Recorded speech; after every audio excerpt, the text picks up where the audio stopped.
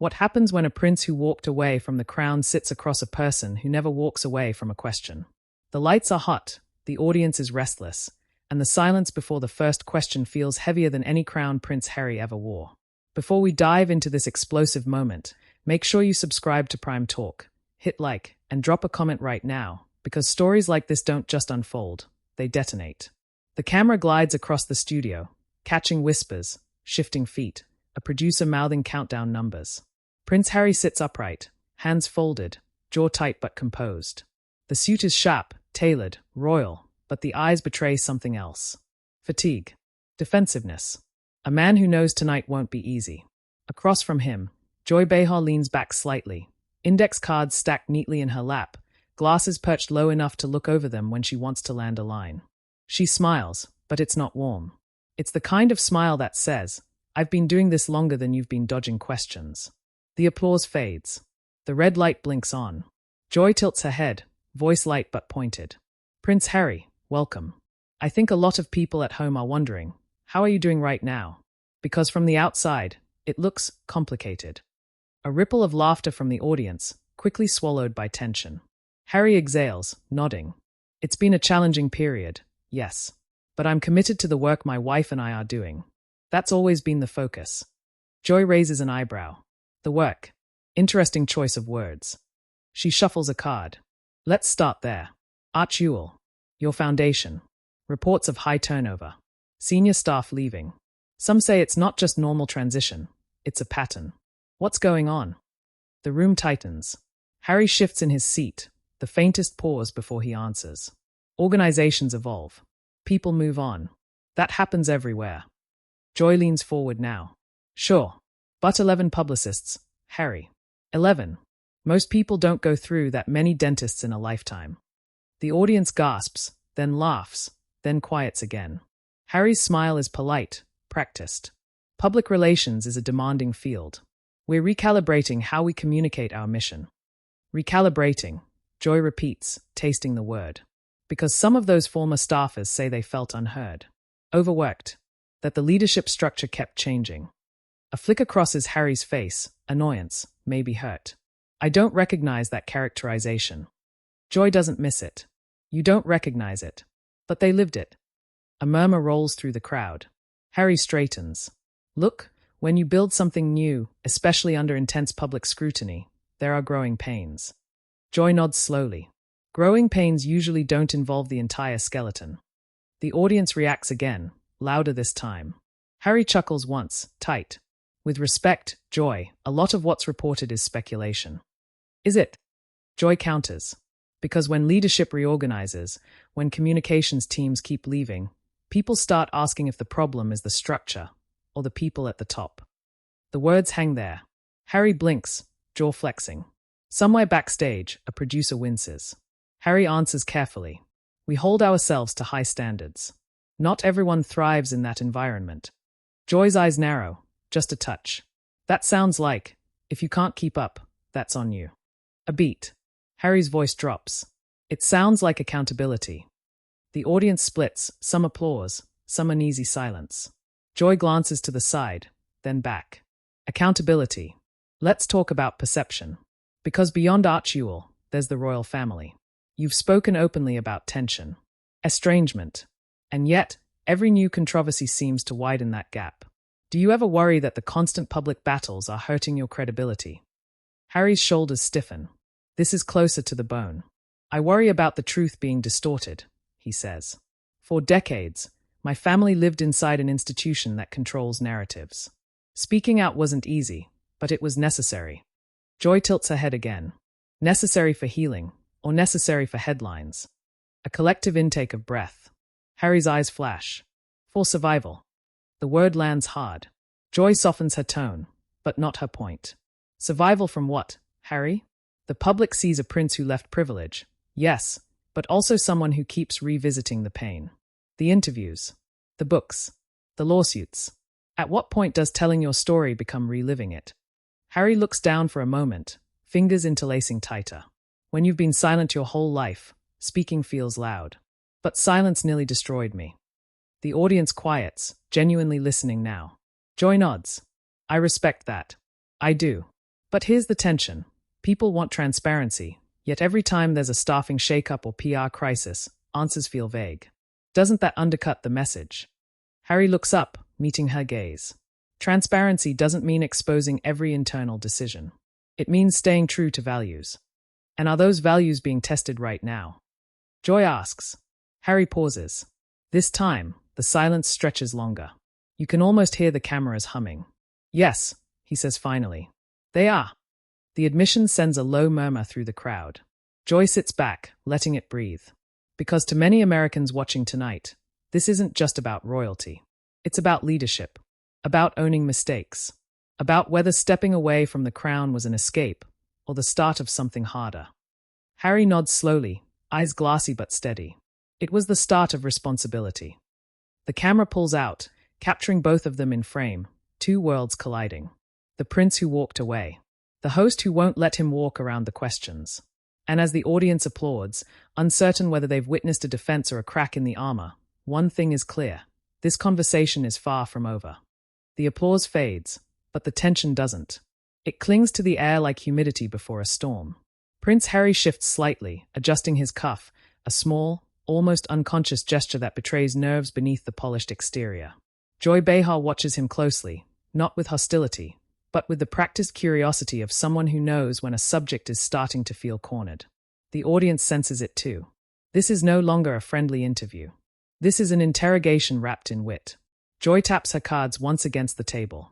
You said responsibility, she begins, voice calm, deliberate. Let's stay there, because responsibility also means leadership. And leadership is being questioned right now, especially at Archewell. Harry nods, already anticipating where this is going. Leadership reorganization, Joy continues. New executives, shifting titles, reshuffled roles. Some supporters say it's strategic. Critics say it looks like instability. Which is it? Harry inhales slowly. In his mind, images flicker, conference calls, late-night emails, advisors warning him about optics, Meghan's voice urging resolve. He keeps his tone measured. It's about aligning the foundation with its long-term mission. We're refining, not unraveling. Joy leans in. But when people hear refining every few months, they start wondering what wasn't working before. A ripple of agreement passes through the audience. Harry's jaw tightens. What wasn't working, he says carefully, was trying to fit into expectations designed by people who don't understand our goals. Joy smiles faintly. Funny. That sounds a lot like what you've said about the royal family. The comparison lands hard. Harry's eyes flick up. There are parallels, yes. Like hierarchy. Joy presses. Control of messaging? Who gets the final say? Harry hesitates.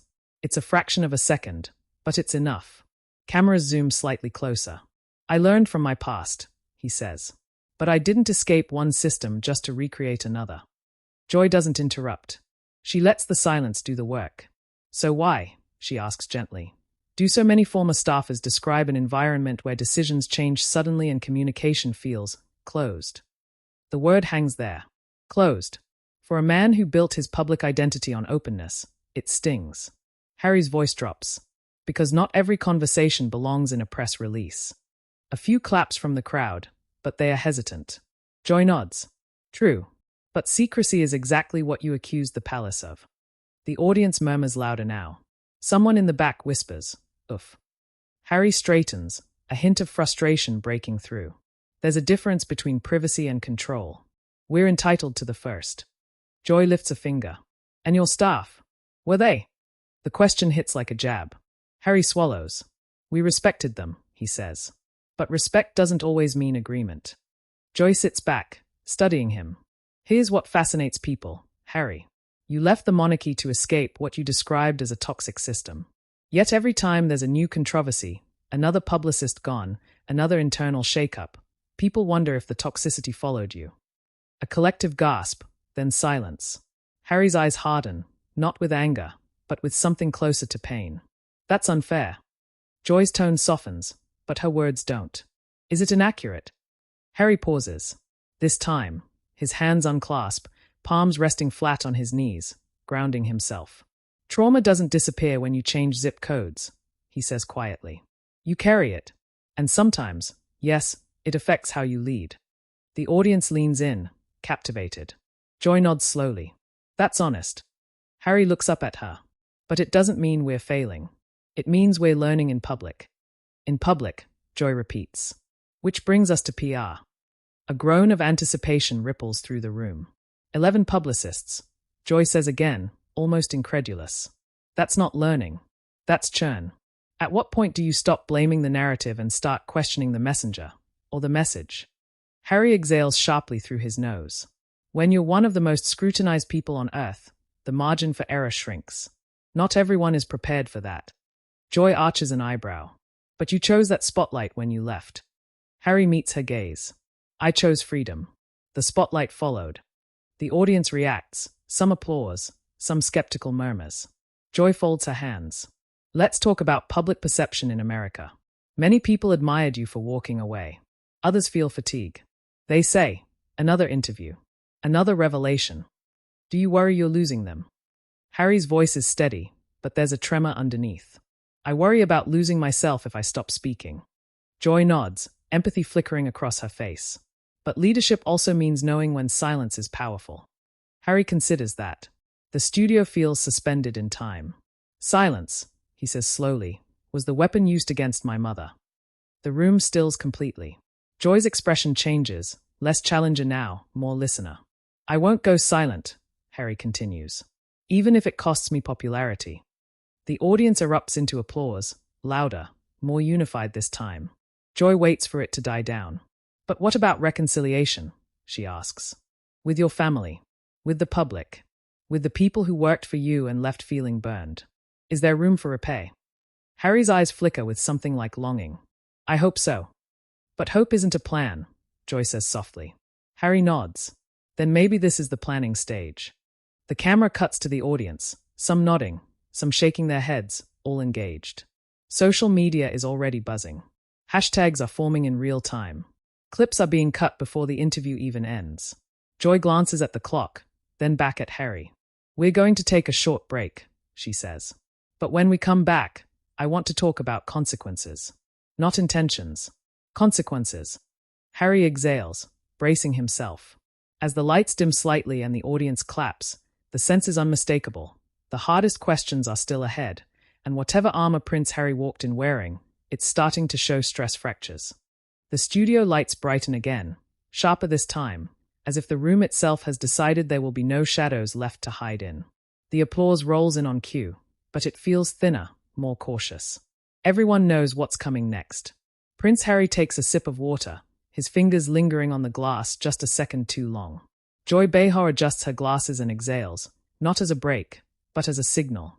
This is where intention stops mattering and impact takes over. Joy turns to him, voice measured but firm. Before the break, we talked about consequences. So let's go there. Because no matter how good the intentions are, people get hurt when organizations destabilize. Harry nods slowly. I agree. Joy's eyes lock onto his. Former Archewell staffers have said they felt emotionally exhausted. Some say they believed in the mission deeply, and that's what made leaving so painful. When you hear that, what do you feel? Harry doesn't answer right away. His chest rises, falls. In his mind, he sees faces, young professionals, idealistic, hopeful, wanting to change the world. He clears his throat. I feel regret, he says. If anyone felt discarded, that was never the goal. Joy leans in. But regret after the fact doesn't undo the damage. No, Harry admits. It doesn't. The audience murmurs, appreciating the candor but waiting for more. Joy presses. Did you apologize to any of them? Harry's lips part, then close. A beat. I reached out where appropriate. The phrasing draws a reaction. Soft laughter mixed with skepticism. Joy tilts her head. That sounds very diplomatic. Harry gives a small, rueful smile. Old habits. The crowd chuckles, tension easing for half a second before Joy brings it back. Here's what critics say, she continues. They say you left the monarchy because you didn't want accountability. That you wanted control without criticism. How do you respond to that? Harry's expression hardens. That's a misunderstanding of what accountability means. Joy waits. Accountability, Harry says, voice firmer now, is facing these questions. It's sitting here. It's being uncomfortable. Applause breaks out, louder this time. Joy nods. Fair. But accountability also means change. Have you changed how you lead? Harry thinks of therapy sessions, leadership coaches, difficult conversations with Meghan late at night. Yes, he says. And I'm still changing. Joy's tone softens again. Do you think the public sees that? Harry shrugs slightly. I can't control perception. Joy smiles wryly. Spoken like someone who's fired 11 publicists. The audience laughs, louder, and Harry can't help but laugh too, genuine this time. Touché, he says. Joy takes advantage of the opening. Let's talk about your relationship with the royal family. Because every organizational crisis you face gets filtered through that lens. People say, see? This is why the palace structure existed. Do you ever think about that? Harry's laughter fades. All the time. Joy raises her eyebrows. And I still believe leaving was right, Harry says. But right doesn't mean easy. The audience applauds softly. Joy nods. You've described deep fractures with your father, your brother. Do you believe these public controversies make reconciliation harder? Harry looks down, eyes shining. Yes. The admission is raw, unguarded. The room stills. So why keep doing it? Joy asks, almost gently. Harry looks up, voice steady but thick with emotion. Because silence cost me my sanity once. I won't pay that price again. A hush falls over the studio. Joy sits back, absorbing that. There's a line, though, she says, between telling your truth and defining yourself by conflict. Harry considers this, the weight of it. I don't want to be defined by conflict. I want to be defined by impact. Joy gestures subtly toward the audience. Then let's talk impact. Donations. Programs. Outcomes. Some critics say the controversies overshadow the work. Harry nods. That frustrates me deeply. So what's the fix? Joy asks. Less media? More transparency? Different leadership entirely. Harry takes a breath. Consistency. Listening. And, frankly, time. Joy smiles faintly. Time is the one thing the internet doesn't give you. Laughter ripples through the crowd. Joy glances at her cards, then sets them aside. I want to ask you something less strategic, she says. More human. Harry straightens, wary but open. Are you tired? Joy asks. The question disarms him completely. His shoulders drop, just a little. Yes, he says. I'm exhausted. The audience responds with a collective sigh, empathy washing over skepticism. Joy nods. You look it. Harry smiles weakly. I feel it. But you keep going, Joy says. Because stopping feels like letting everyone down, Harry replies. The people who believe in us. The causes we support. And maybe, the younger version of myself who wanted things to be different. The words hang heavy. Joy's voice softens. That younger version also needed rest. Harry swallows. I'm learning that. The audience applauds, sustained, warm. Joy looks into the camera. Whatever people think of Prince Harry, it's clear he's grappling with the weight of leadership in public. She turns back to him. When we come back, I want to talk about what happens next. Not just for Archewell, but for you. Harry nods, bracing himself again as the applause swells. Offstage, producers exchange looks. This interview is already going viral, and the final act promises not closure, but consequences that will echo far beyond the studio walls. The applause fades for the last time, but the energy in the studio doesn't settle, it sharpens. The kind of charged stillness that comes right before something final, something that can't be taken back. Prince Harry sits a little differently now. Less guarded, more exposed, as if the armor has been set aside, whether he meant to or not. Joy Behar watches him with a mixture of resolve and empathy, knowing this is where interviews stop being moments and start becoming history. Joy breaks the silence gently. So let's talk about what comes next. Harry nods, already feeling the weight of that question. For Archewell, Joy continues. For your public role. And for you as a person. Because people are watching closely now, supporters and critics alike.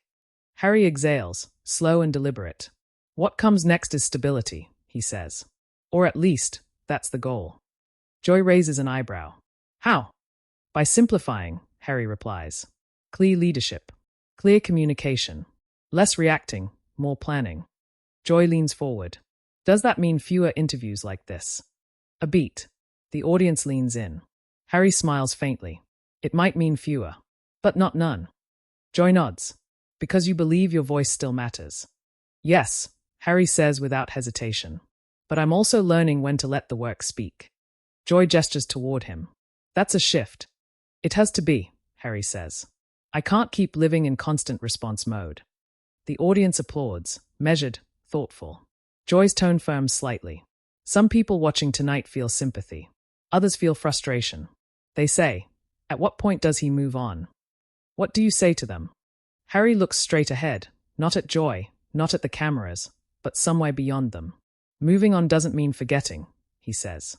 It means integrating what happened and choosing differently going forward. Joy nods. And the royal family. A collective intake of breath sweeps the room.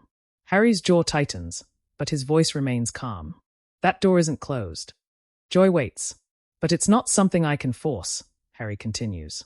Reconciliation requires willingness on both sides. Joy's expression softens. Do you miss them? Harry's eyes glisten. He swallows. Every day. The honesty lands hard. The audience is silent, no murmurs, no laughter, just presence. Joy speaks quietly now. That's the part people don't always see. Harry nods. They see the headlines, not the quiet. Joy glances to the camera. And the quiet doesn't trend. A few sad chuckles ripple through the crowd. Joy turns back to Harry. Let me ask you one final question. If this interview becomes another headline, another clip, another argument online, what do you hope people take away? Harry thinks for a long moment. The studio feels suspended, as if even time is listening. I hope they see a human being, he says finally. Not a symbol. Not a villain. Not a hero. Just someone trying to do better after doing things imperfectly. The audience erupts into applause, long, loud, and conflicted. Joy nods appreciatively. That's fair. The camera pulls back slightly, capturing the entire table, the audience behind them, the glow of studio lights reflecting off faces deep in thought. As the applause continues, social media explodes in real time. Clips of Joy's sharpest questions trend within minutes. Harry's admissions, I'm exhausted, I miss them, we're learning in public, are dissected, debated, defended, and condemned. Hashtags split into camps. Comment sections ignite. Some viewers praise his vulnerability. Others accuse him of rehearsed sincerity. Former staffers post cryptic messages. Royal commentators go live within the hour. Back in the studio, the applause finally fades. Joy extends her hand. Thank you for answering the questions, Harry. He takes it, firm but grateful. Thank you for asking them. They share a look, not adversarial now, but respectful. Two people who understand that discomfort is sometimes the price of truth. As the credits begin to roll, the audience rises to its feet, not in roaring celebration, but in acknowledgement. They've witnessed something messy, unresolved, and undeniably human. And that's what lingers after the cameras shut off. Not a victory, not a defeat, but a moment that refuses to be neatly packaged. Now, it's your turn. What do you think? Was Prince Harry finally held accountable? Or was this another chapter in a story that refuses to end? Did Joy Behar ask the questions everyone else was afraid to ask? Or did she cross a line? Drop your thoughts in the comments. I want to hear every perspective. And if you want more explosive, cinematic breakdowns of the moments everyone's talking about, make sure you subscribe to Prime Talk, hit like, and stay with us, because the next story is already unfolding.